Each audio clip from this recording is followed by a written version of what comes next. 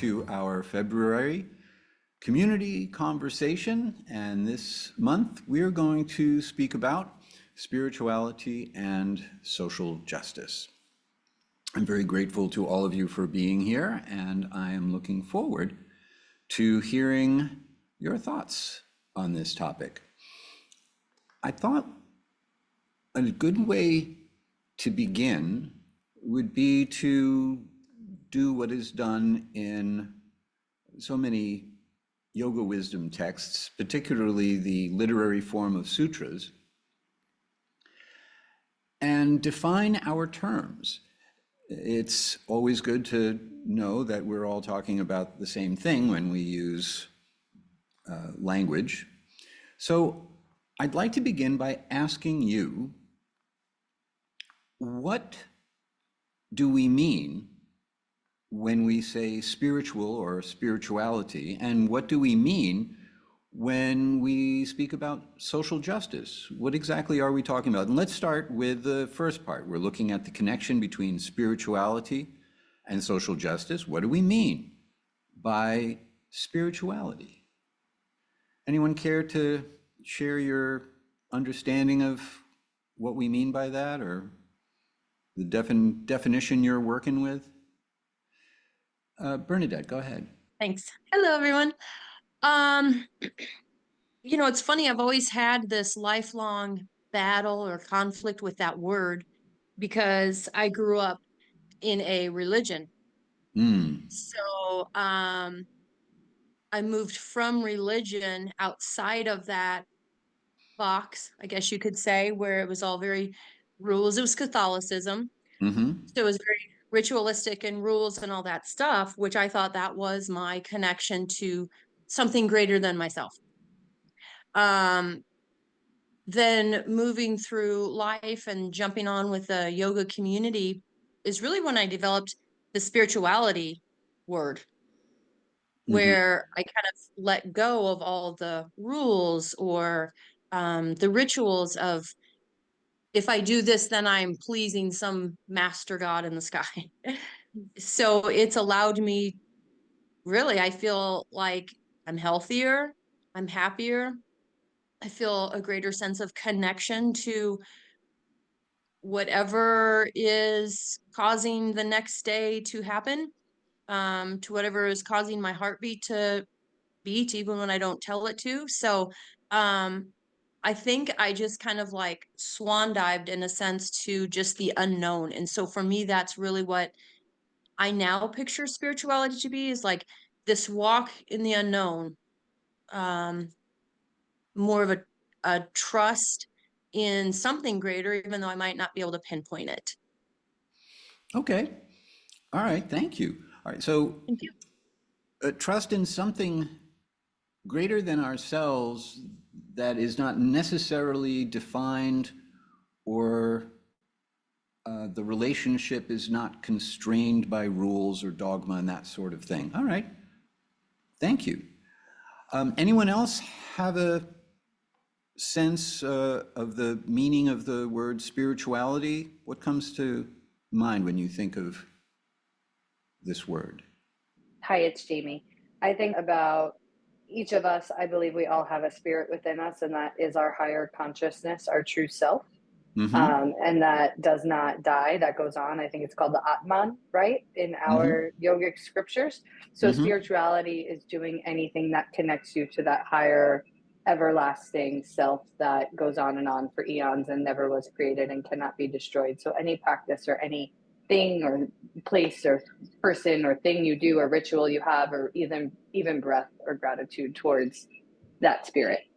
Okay, so spirituality then is that which brings us closer to Atman, or the eternal self beyond the temporary identity that comes with a mind and body and that sort of thing. Yes, and to give it reverence. Cool, thank you.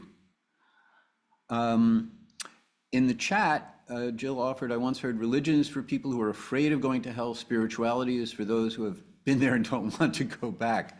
I've not heard that one before, but that's an interesting way to think about it. There is, at least in some religions, a fear factor that seems to be built in to that particular form of faith that we don't see in spirituality. And I think that may be one reason why people, especially people who've experienced religious trauma, are drawn to spirituality. Christina, go ahead. I was reading the seventh Yoga Sutra earlier today, and something that was said about rites and rituals made me think of spirituality, where it says that the rituals can be modified, the language can be modified, but the truth can never be changed because the truth is always the same. And this was in regards to direct perception, inference, and scriptural testimony. And so for me, spirituality is the seeking of truth. Yeah, that's really nice. Thank you, Christina. Yeah, spirituality implies a set of principles that are not beholden to any particular faith form. But what's interesting about that particular sutra in connection with spirituality is that there's this idea that there is a truth, but it's not just one we make up. It's one that requires some evidence.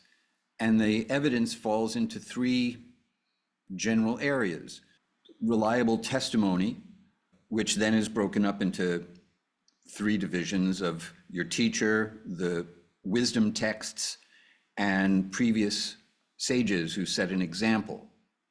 So those are three examples of testimony.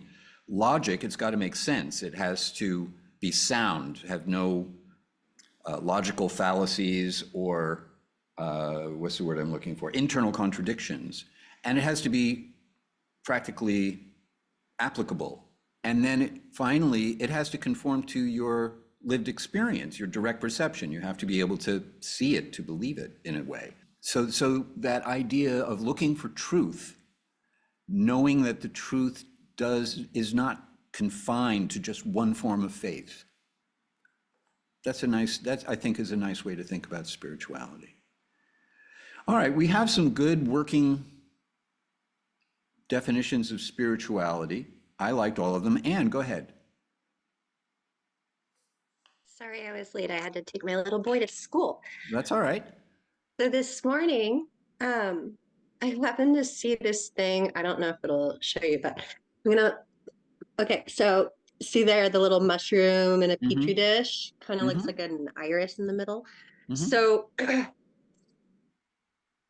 what it says is if you cultivate a mushroom in a petri bowl on agar-agar, its actual shape becomes visible. The essential part of a mushroom, the micelle, is usually hidden from our eye. What we perceive as a mushroom is only the transient fruit body. And for me, something I've been working with one of my other lovely teachers is just the understanding that we're all connected and, but we're all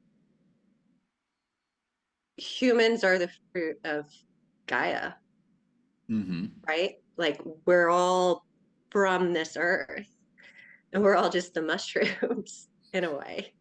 So spirituality for me is kind of that understanding that we're spiritual beings in a human form.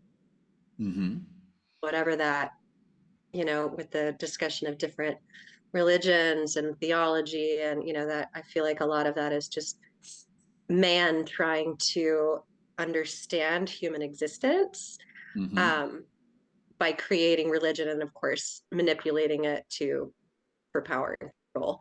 But spirituality is more of that understanding of like the four Brahma Viharas type concepts. Okay. All right, Anne, thank you. Thank you. So I think that rounds out our definition of spirituality nicely, a sense of a higher truth about ourselves and beyond ourselves that involves a sense of interconnectedness, as well as a sense of eternality and is not constrained to a particular faith form or dogmatic approach as we often find in religion. So let's take this now to the next word, or phrase actually, which is social justice. What do we mean when we say social justice? Any thoughts on that? For me, to relate it back to yoga right away, Jamie again, Loka Samasta Sukhino Bhavantu. May all beings everywhere be happy, healthy, and free, and may our collective thoughts, words, and actions contribute to the happiness, peace, and freedom of all beings everywhere. Social justice is the work that we do to get to that place, for it there to truly be peace, happiness, and freedom for all beings everywhere. All right, Jamie, thank you very much. It doesn't surprise me that a very immediate and concise definition would come from you. Glenna, go ahead. So what comes to my mind are the words equity, fairness, equal access. You know, those are all kind of words that, for me, are part of social justice. And it's trying to ensure that freedom and that liberation and that accessibility and the fairness and equity and justice for all, no matter who they are, no matter what their resources are, no matter race, religion, creed, whatever. So those are all parts of social justice for me. And for social justice is, in my mind, activism is a part of that, because there's an aspect of taking action with social justice in my mind. Glenna, thank you. So far we have action that leads to equity and inclusion and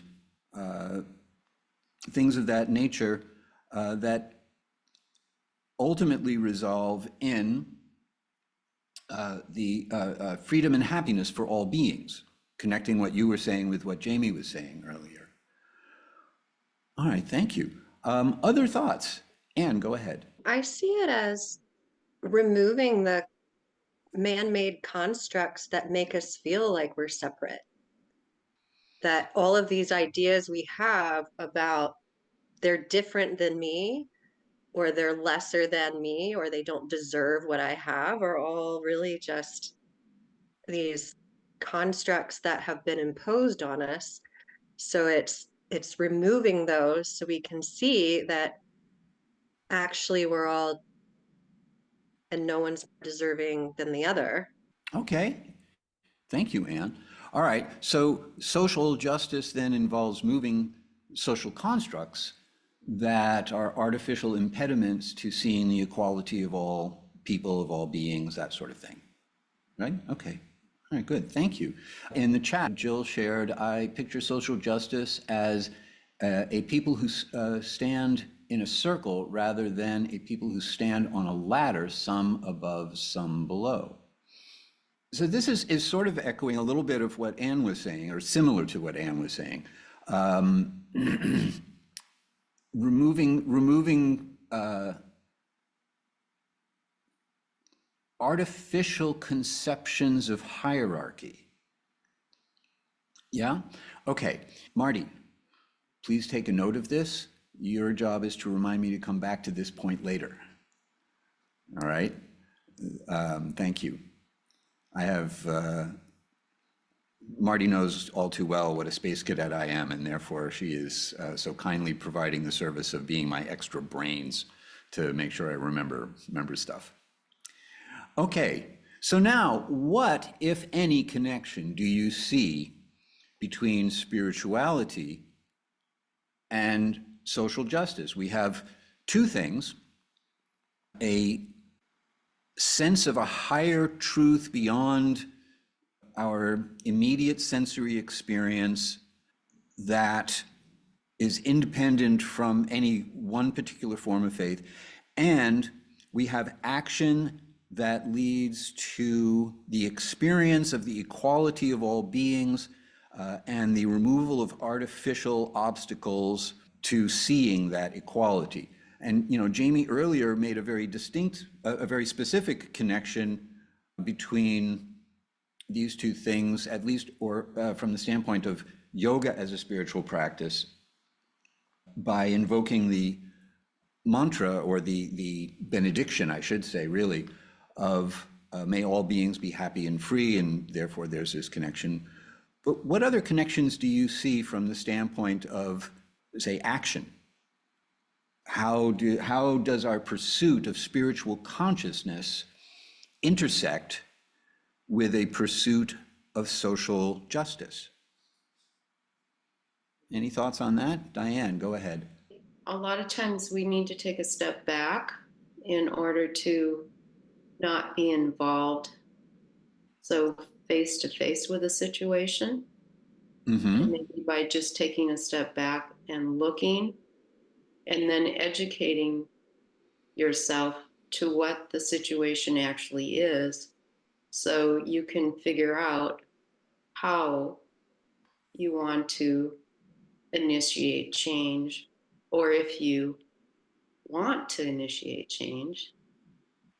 I think there's a lot of talk, there's a lot of banging of drums and shooting and everything else, but is that really spirituality, and how does that intersect? I think there needs to be a conduit between the two.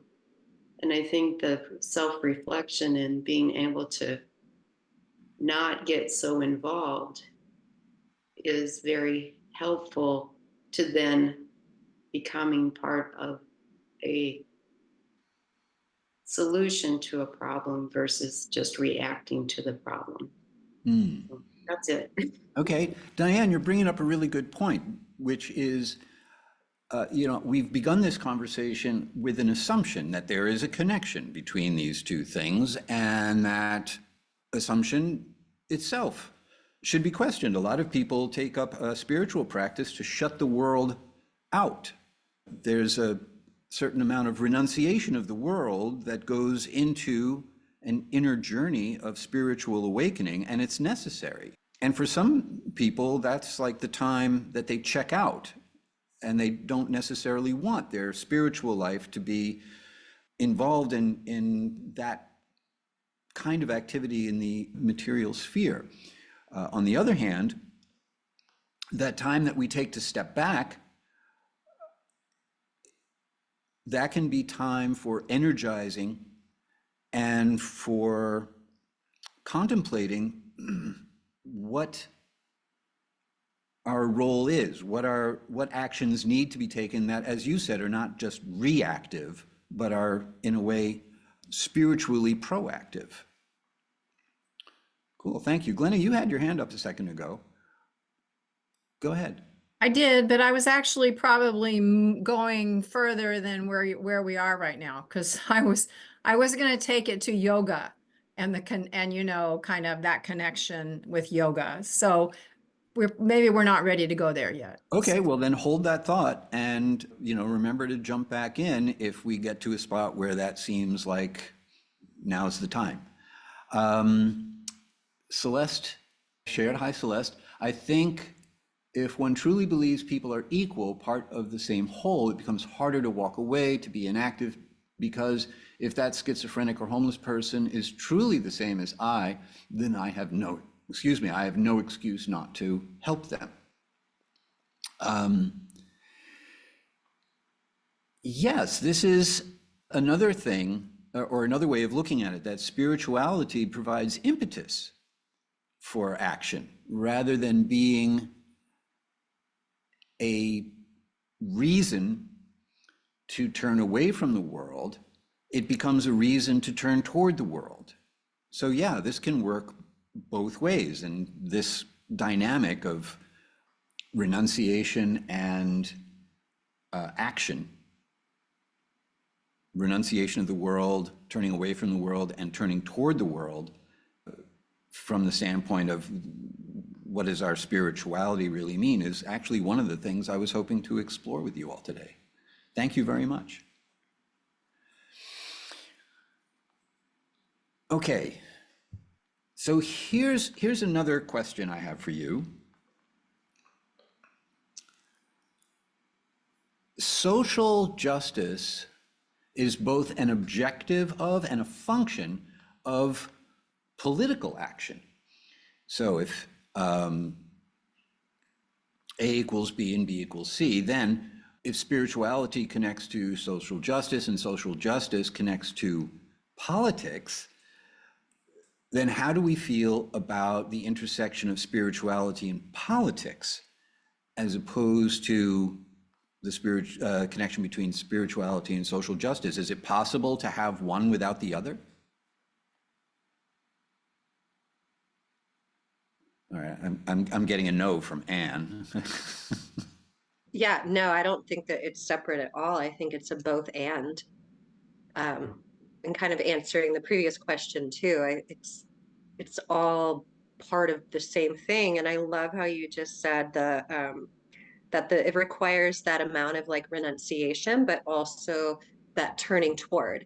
Like it doesn't have to be all one and it doesn't have to be all the other. We need to be able to do both. And absolutely, politics, again, is just this man-made thing that we live in our world. And if we pretend like it's not there and it doesn't matter and doesn't exist, that is just denying a major part of the human condition. And everything that we do in our practice contributes to that, because what we do ripples out. We teach our children, we teach the people around us. We live this life in a way that we can't just turn a blind eye to things that go completely against what we know to be true. That makes sense. Yes, yeah, it does. First of all, there's a lot in spiritual philosophy, and especially spiritual yoga philosophy, where we find ourselves with both and situations rather than either or situations. Secondly, I don't think there's any such thing as a thing that is not a political act. To make statements in yoga philosophy, one I'm going to share with you in a moment, is also to make a political statement. And I personally think it's unavoidably so. Yeah, thank you very much. Other thoughts on stepping from social justice specifically to the politics of social justice and any connection to spirituality? Glenna, go ahead. I agree. I don't think they are separate. I don't think they should be separate. Let me say that. I don't think they should be separate. However, I do think for some people they are separate. For some people, their focus is on religion or whatever, their faith. So when something awful happens, when there's a mass shooting somewhere, then what we get is lip service. We get my thoughts and prayers are with you and your family, and it stops at that. That there's no additional action that is being taken to try to influence that situation or change it so that it doesn't happen again. So for some people, I think the two are intertwined and there is action involved. For other people, I think they're not there's not action involved necessarily, or maybe it's action that they feel like it's action on their part, but it's not really action that's going to change something or make a difference, to intervene in the system in terms of trying to upset the status quo or be a catalyst to do something different. So, I guess I have issue with that. Yeah, thank you. There's a conference that comes to Washington, D.C., here where I am, that's called Values Voters or something along those lines, which kind of presumes that this is the group of people with values that inform their politics, as if that's not the case with all of us. One of the things that comes with spirituality when you look at the yoga wisdom tradition is values. This comes back to our conception of spirituality, because one conception is it's not attached to any particular religion. Therefore I can make up my own spirituality. I can just decide for myself, this is spiritual. And then another way to look at it is that there is a wisdom tradition that speaks to a conception of the truth, a spiritual truth, that is a non-sectarian approach, but yet is scientific. There are specific elements of theory and practice that go into the spiritual practices described by the yoga tradition. When Christina was speaking, I elaborated on what she cited as yogic epistemology. How do you know something is true? There are these three categories of evidence. And therefore, from the standpoint of the wisdom tradition of yoga, you don't just make it up. It's not up to us to decide what spirituality is. There's a meaning to it, and there's a structure to it, and there's a science to it. And part of that science is a philosophy that gives rise to values. And then those values can be connected to how we participate in politics. So if we value social justice, if we value everyone having an equal playing field, being included, then those values are going to inform our political action. If that political action is just voting, or if that political action is going out of our way to let our elected representatives, those of you who live outside of Washington, D.C., have those things. That's wonderful. I'm happy for you. Anyway, so that's something that we can think about also, is what are our values? Where do they come from? Are we just deciding, or is there some authoritative source of knowledge that is giving us a framework of ethical principles for basing moral decision-making and that sort of thing? Anyway, thank you for setting me off on that little tangent.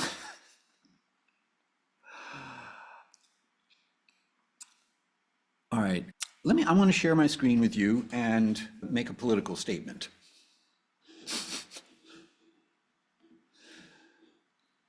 Good luck. Thank you. It's not my political statement, it's Krishna's political statement. Better. This is a baseline teaching that we hear from the Bhagavad Gita. This appears in this 12th verse of the 2nd chapter of the Bhagavad Gita, where Krishna begins his teaching to Arjuna with this bit of spiritual wisdom. There has never been a time when I did not exist, nor a time when you did not exist, nor a time when all these kings did not exist. Krishna is speaking on a battlefield where many kings and warriors are assembled. Nor is there any possibility that in the future any of us shall cease to be. And he continues in the 20th verse to elaborate on this point. The self is never born and never dies, has never come into being and shall never cease to be, unborn, eternal, everlasting, and primeval. The self is not slain when the body is slain. And then, further along, Krishna makes an additional distinction that is an elaboration on this point. In the 7th chapter of the Bhagavad Gita, he describes the material energy in 8 divisions: earth, water, fire, air, ether, the mind, the intellect, and the false ego constitute the 8-fold division of my separated material energy. In other words, all the stuff, physical and metaphysical, that makes up our bodies, which are temporary. But then in the next verse, he says, besides this inferior energy, the material energy that is subject to the influence of time, O mighty armed, Know that I have another superior energy of which the living beings who animate this world are comprised. So there are actually two really interesting political statements contained in these verses. The first is that we are not created beings. We don't come into being at a point in time. Conventional religions generally tell us we're created by God at a point in time, and we move forward in time from there. And modern secular science says, due to a chance combination of material elements, we are created at a point in time, and we move forward in time from there. And in here, we're hearing that we are influenced by time as long as we are in the material world, but we, the Atma, the self, the person having the experience of this temporary material situation,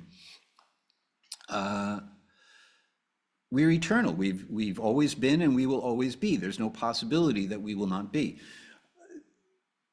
This flies in the face of both sectarian religious and secular scientific assumptions about the nature of who we are.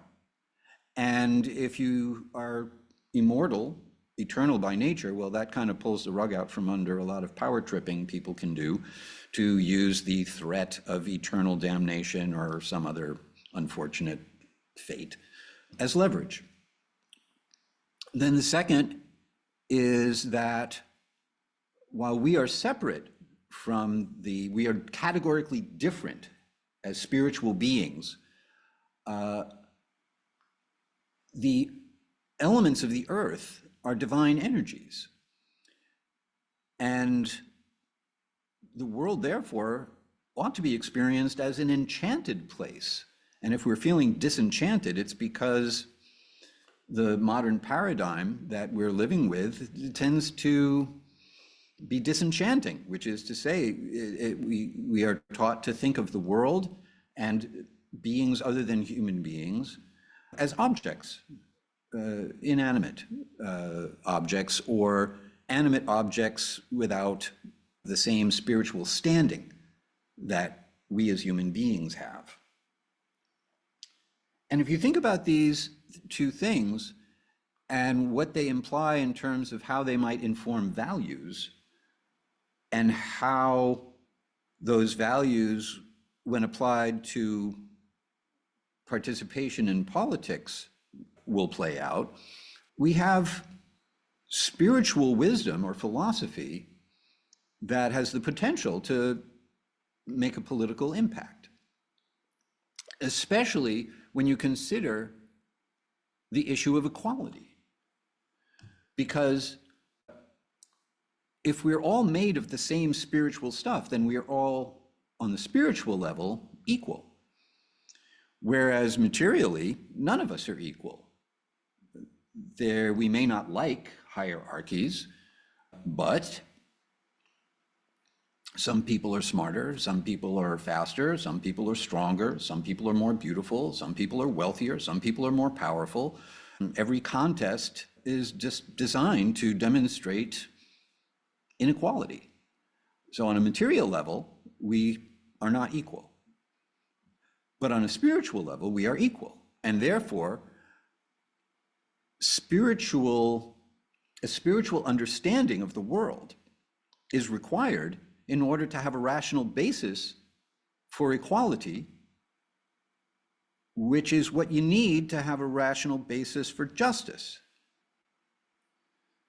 And therefore, my thought on this is that a spiritual understanding of ourselves and of the world and everyone in it is actually necessary in order to be able to have a rational basis for the pursuit of social justice. I want to hear what you think of them apples, but first I want to share a couple of things that showed up in the chat. From Karen, one of Gandhi's 7 sins is politics without principle. So politics, social justice to me would flow together. All right, yeah, Karen, thank you. And I would even take that even further, politics without spiritual principles, without being informed by spiritual principles, is incomplete and therefore cannot provide complete solutions to any of the problems we face. Then Celeste also shared, while I agree that people just give lip service to issues can be frustrating, it is important that we consider if our action is effective. I'm concerned that we become too judgmental about what is appropriate or effective action without concern that our judgment may be flawed. Action may have unknown consequences, and also I believe people deserve our generosity, that they may have limits, emotional time, money, etc., that can govern how much they can act. It's very, thank you very much, Celeste, for contributing this. It's very easy to make snap judgments about people and assume the worst, as opposed to assume that everyone's doing the best they can, or they are actually sincere, or they truly believe that whatever they're doing is making a positive contribution, even if we think it's the most negative thing that you could possibly do or think.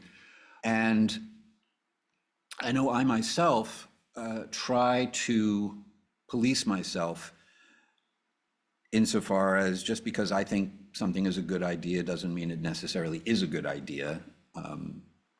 And my way of thinking about things is one way of thinking about it, and I need, however tempting it is, to think of myself as the ultimate authority on everything. Consider other points of view from people with good intentions, and we can talk a little bit more about that next month, and I'll just leave you sitting on the edge of your seat waiting to find out what I have in mind for next month. But don't worry, before we're done, I'll tell you.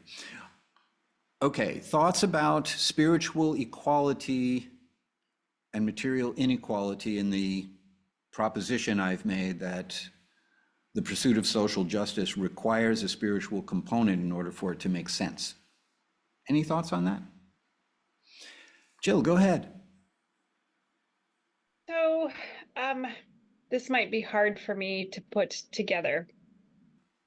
One of the places where I get stuck is that while I believe that we are all equal spiritually, I understand that we are all unequal materially, that we live in a world that's governed by the, 3 modes of material nature. And so even spiritually and materially, we're all set up differently too, because some people live in a mode of goodness and some people in a mode of ignorance and some people in a mode of passion. So we also know that we live in the age of Kali, right? And in your Srimad Bhagavatam class, you mentioned that our leaders are liars, because that's where we're living right now. So I guess if I begin with that, with all of that as my foundation, then to me, social justice is an independent individual process in which I recognize my responsibility to put into action my belief that that the soul is equal and beautiful and great, and that I'm not on a ladder looking up to anyone or looking down on anyone, and I can govern my life with those principles, and I can teach them to my children, and I had a bunch of them, so I'm trying to be the change, right? I have all these kids to try to teach them this too, so that they can take these yogic principles and bring them into their life. But I really struggle with and tend to lean more towards the avoidance of anything outside that in terms of the actual political arena. And I get stuck there because when we're all so different, social justice, taking it upon myself as an action is one thing, but to force my beliefs of what I think is appropriate on other people and then expect people to follow those particular beliefs that I share is impossible, because if, let's say, I hope that I live in the mode of goodness, I can't convince somebody in the mode of passion or ignorance to share that. So I don't understand how, I guess for me, I don't understand why to even involve myself in politics, because I just don't see how anything can come of that, if that makes sense. Yes, Jill, thank you very much. I think you have plenty of company in the large group of people who are disenchanted with politics because they feel like their involvement really won't push the needle in the direction it needs to go, and we have seen actually that public opinion has very little effect on public policy, that policymakers apparently really don't care what we think. There have been studies that I've seen done on the impact of public opinion on public policy, and it doesn't really look like there's much correlation. There is a correlation between public opinion and how you spin a campaign to get elected, but once someone is elected, apparently there's really not much connection. And so it's easy to understand why someone would feel disenchanted. In the both and category, let's give politics the benefit of the doubt and speak of it in positive terms as the art of negotiation and compromise. It is just a true fact that we live with people who don't think the way we think and feel the way we feel. And somehow or other, we have to figure out how to get along with them, how to live in the same place. At a certain point, you may say, you know, that just crosses a line. We can't have that and still be, you know, part of the same community. And then you get something like the Civil War. However, on the assumption that all, you know, a large group of people with a wide range of opinions are dedicated to the proposition that we have to find a way to live together and peacefully and prosper together, then if we're not in the fray trying to push the needle to where we think it ought to be, then someone else is going to push the needle in the opposite direction.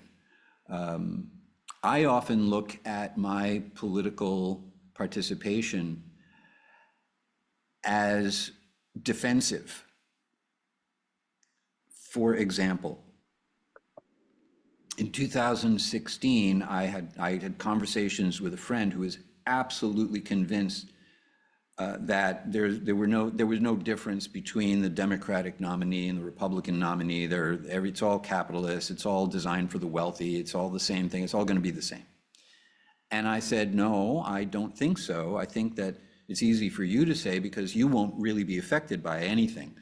But there are people for whom it will make a very big difference.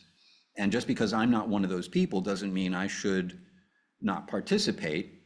For me, the one issue was who's going to pick the next Supreme Court justices. And I think there'll be a really big difference. And I think there was a really big difference. So it wasn't as if I was voting that year to be proactive because I thought so many good things would come from the candidate I voted for. It was more of a defensive posture to keep something bad from happening.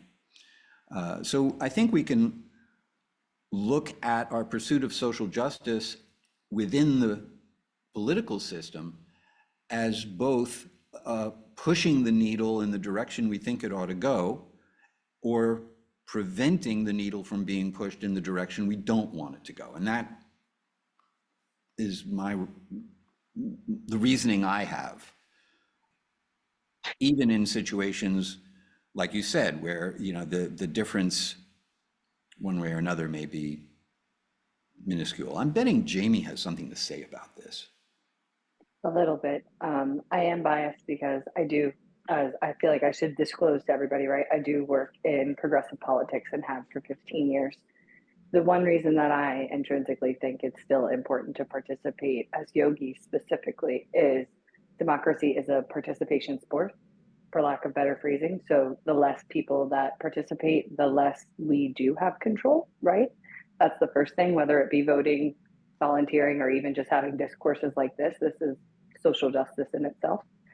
And the other thing I just wanted to bring to the light is just the true classic examples of what's happened in America. Anytime social justice has made progress, it has been through the mechanism of politics, right? Like whether it's women getting the right to vote, whether it's integrating schools, any sort of social justice that has happened in America has been through this mechanism, through this complex system of politics. So currently in this version of this body, in this timeline, I don't feel they can be separated. That's all I really had to say. Jamie, thank you very much. Now this is a segue into the last major point I was hoping to bring up today. We have reasons to be disenchanted with politics. We have reasons to participate in the political process. We have a spiritual teaching from the yoga tradition that tells us we should act without attachment to the results of our actions. Okay, that's always like an easier said than done part of yoga, at least for me. What do you think of them apples? What do you think? Is it possible to engage in political action without being attached to the results, especially if we're interested in social justice? If we take some initiative in the direction of social justice, can we do that without being attached to the outcome? Should we do that without being attached? Bernadette, go ahead. I'm glad you said that. Should we be attached? Because that's where I was going.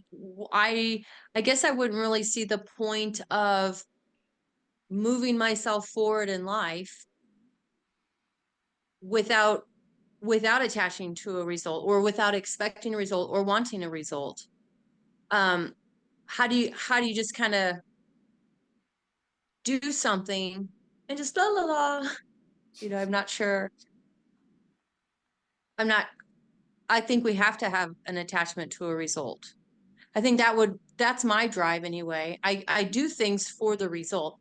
I first started taking yoga for a result. Mm-hmm. And then I do that with everything in life. Like there's a result. I got married for a result. I bought 2 cats because of a result. So my life is always about the result. So I'm not sure how I would separate that.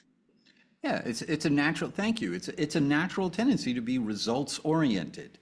That's one of the things that we have to put on our resumes. Well, I'm a very results oriented person. I'm going to get your results. That's why you should hire me. And I had a conversation with a president of a company I was working for briefly that was based in France, and we were talking philosophy, and he was like, how can you be an entrepreneur and not be attached to the results? I don't understand like the whole concept of, how can you even do business if you're not results oriented? Anyway, it was an interesting train ride. Christina, go ahead.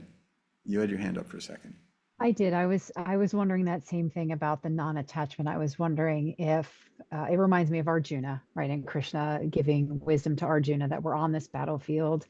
And yes, we can go to battle with our mode of goodness. But from what I'm understanding of you saying is that we are eternal beings. So the outcome is the outcome. And spiritually, we are greater than the material experience. And so Yeah. So, and maybe that is sometimes an escapism too, where if I feel really charged about something, it's a great way for me to nullify a little bit of my feelings by saying, oh, I'm not going to be attached to this. So I want to recognize when it's important to attach and when it's important to respect that spiritual non-attachment. You could give wisdom on that. You know, this is, I think, one of the, not just one of the harder things to do, but one of the harder things to understand in yoga philosophy. One of the important things that Krishna tells Arjuna is that under the influence of the false ego, we think, I am the doer, I am making things happen, when in fact, what we're actually experiencing are the interactions of the three qualities of material nature. So there's a distinction between our will to act and the action that happens. There are more factors in action than just our involvement in action. And then in his conclusive statements, Krishna tells Arjuna, you're entitled to act, you're entitled to do the right thing because it's the right thing to do, but you're not actually in control of the outcome. There are so many things beyond your control. So the attachment is to doing what's right.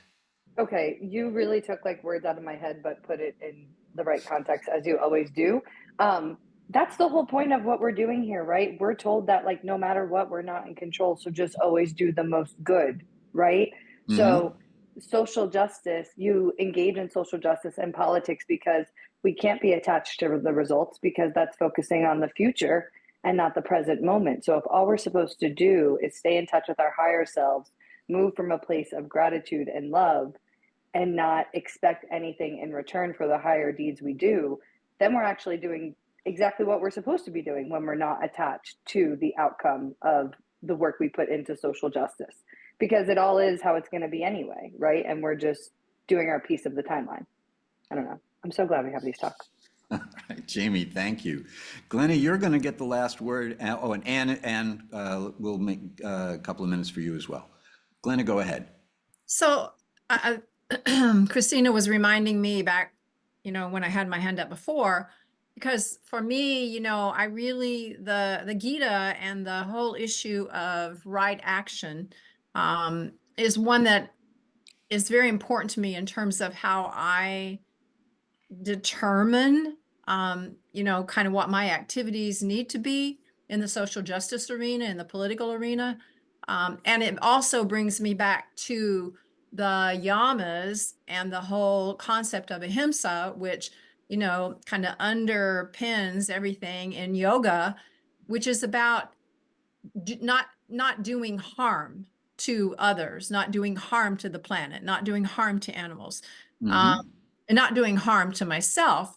And there's so much harm being done everywhere to everything and everybody, So for me, I have to take my right action based on my values.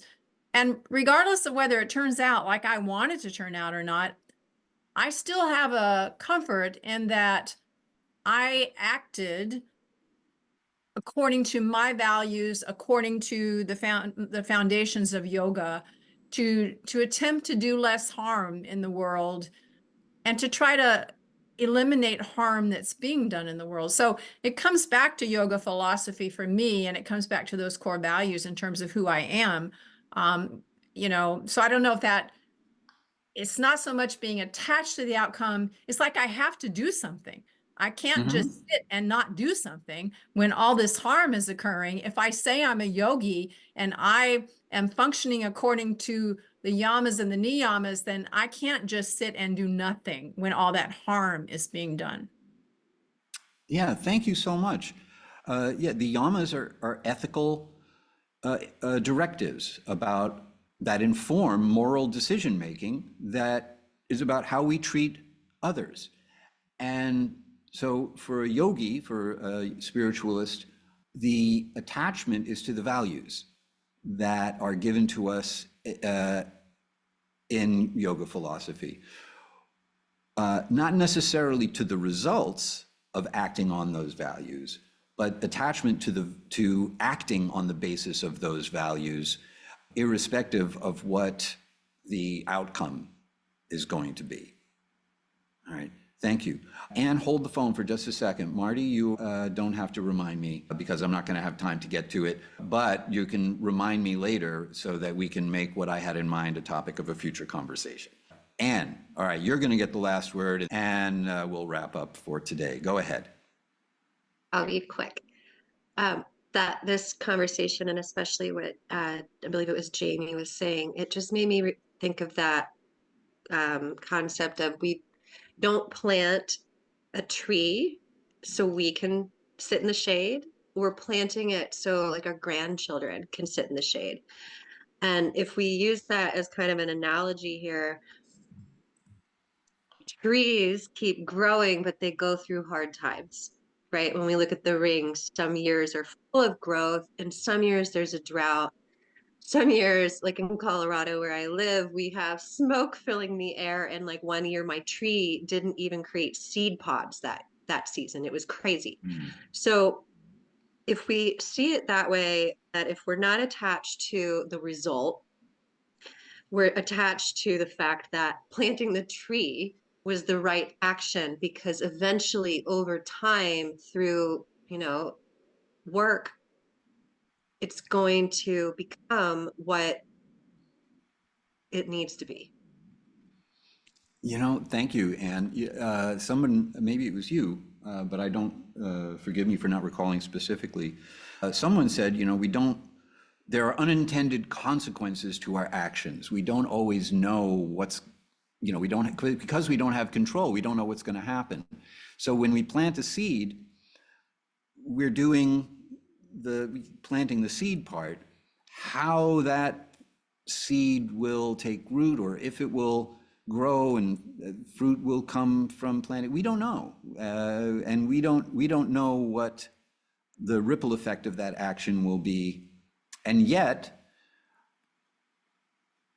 we are compelled to take action. And in the case of pursuing social justice, there's this balance between the spiritual practice that gives us the knowledge and the values and the strength to engage with the world, but it requires spending time turning the world off, turning away from the world and turning inward in order to develop that knowledge and that inner fortitude. So both of those things are there. All right, this conversation, of course, could just continue, and I'm looking forward to hearing other thoughts, realizations, comments, or questions that you have. Please feel free to send them to me. You know where to find me. Thank you all very, very much for being here and participating in this conversation. It was very, very enlightening for me. It was wonderful to hear all your thoughts on this topic, and I'm looking forward to seeing you all again next time. I hope you all have a wonderful rest of your day. Take care.